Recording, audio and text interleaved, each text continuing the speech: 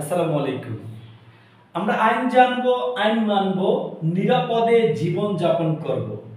অন্যের প্ররোচনায় যদি কোনো কাজ করে বলেন যে আমি তো এটা জানি না, এই কাজ করলে এই অপরাধ হয়, আমাকে মাফ করে দেন, এই কথাটা কিন্তু কখনোই গ্রহণযোগ্য হবে না। এবার চলুন, আজকের বিষয় হচ্ছে রহিম, কামাল, জামাল, আল আমিন। এই চারজনে মিলে একটা অপরাধ করছে। এই চারজনের মধ্য থেকে এই আলামিনকে ক্ষমা প্রদর্শন করা যাবে কিনা? অপরাধের সাথে জড়িত রহিম, কামাল, জামাল, আল আমিন। এখন এই চারজনের মধ্য থেকে এরা চারজনে অপরাধ করছে। এদের মধ্য থেকে একজনকে অপরাধের সহযোগী আল আমিনকে ক্ষমা প্রদর্শন করা যাবে কিনা, এই আলোচনাটা বুঝতে হবে।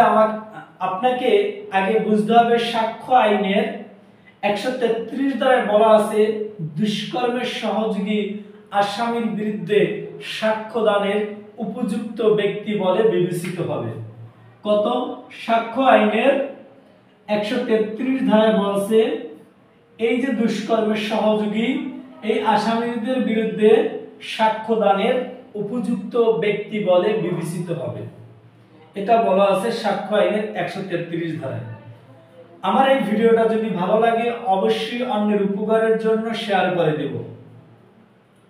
এরপরে ফৌজদারি কার্যবিধির 337 ধারায় বলছে দুষ্কর্মের সহযোগীকে ক্ষমা প্রদর্শন করার ক্ষমতা, মানে দুষ্কর্মের সহযোগীকে ক্ষমা প্রদর্শন করা যাবে। রহিম, কামাল, জামাল, আল আমিন এরা চারজনে অপরাধ করছে, চারজনের মধ্যে থেকে একে ক্ষমা করা যাবে কিনা? 337 ধারা মোতাবেক আল আমিনকে ক্ষমা প্রদর্শন করা যাবে। তা হচ্ছে দুটি শর্তে ক্ষমা প্রদর্শন করতে পারবে। কয়টা শর্তে? দুইটা শর্তে ক্ষমা করা যাবে। কে করতে পারবে? মেট্রোপলিটন ম্যাজিস্ট্রেট করতে পারবে, প্রথম শ্রেণীর ম্যাজিস্ট্রেট করতে পারবে। কয়টা শর্তে? দুইটা শর্তে। কোন কোন অপরাধের ক্ষেত্রে? এক নম্বরে হচ্ছে দায়রা আদালতে বিচারযোগ্য কোনো অপরাধের ক্ষেত্রে। দুই নম্বরে হচ্ছে 10 বছর পর্যন্ত কারাদণ্ড দণ্ডনীয় কোনো অপরাধের ক্ষেত্রে। তিন নম্বরে হচ্ছে 211 ধারা মোতাবেক দণ্ডবিধির 211 ধারা মোতাবেক 7 বছর পর্যন্ত কারাদণ্ড দণ্ডনীয় কোনো অপরাধের ক্ষেত্রে কি করতে পারবে? মেট্রোপলিটন ম্যাজিস্ট্রেট বা প্রথম শ্রেণীর ম্যাজিস্ট্রেট এই তিন প্রকার অপরাধের ক্ষেত্রে আল আমিনকে ক্ষমা প্রদর্শন করতে পারবে, ক্ষমা করতে পারবে। দুষ্কর্মের সহযোগী এই আল আমিন, একে কে ক্ষমা করতে পারবে? মেট্রোপলিটন ম্যাজিস্ট্রেট বা প্রথম শ্রেণীর ম্যাজিস্ট্রেট। কোন কোন অপরাধের ক্ষেত্রে করতে পারবে?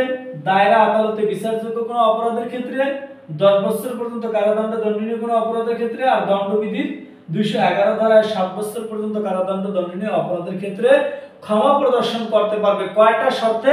দুইটা শর্তে। শর্ত দুইটা কি? এক নম্বরে সাক্ষী হওয়ার শর্তে। দুই নম্বর হচ্ছে এই যে অপরাধ সম্পর্কে, ঘটনা সম্পর্কে সত্য ঘটনা প্রকাশ করার শর্তে এই আল আমিনকে ক্ষমা প্রদর্শন করতে পারবে। তাহলে আমরা দুষ্কর্মের সহযোগীকে ক্ষমা করা যায় কয়টা শর্তে? দুইটা শর্তে। সাক্ষী হওয়ার শর্তে, ঘটনা সম্পর্কে সত্য ঘটনা প্রকাশ করার শর্তে। কে করতে পারে? মেট্রোপলিটন ম্যাজিস্ট্রেট বা প্রথম শ্রেণীর ম্যাজিস্ট্রেট। কয়টা ক্ষেত্রে? এই তিনটা অপরাধের ক্ষেত্রে করতে পারে। যদি ভিডিও ভালো লেগে থাকে শেয়ার করে দিবেন। সবাই ভালো থাকবেন, সুস্থ থাকবেন। আল্লাহ হাফেজ। আসসালামু আলাইকুম।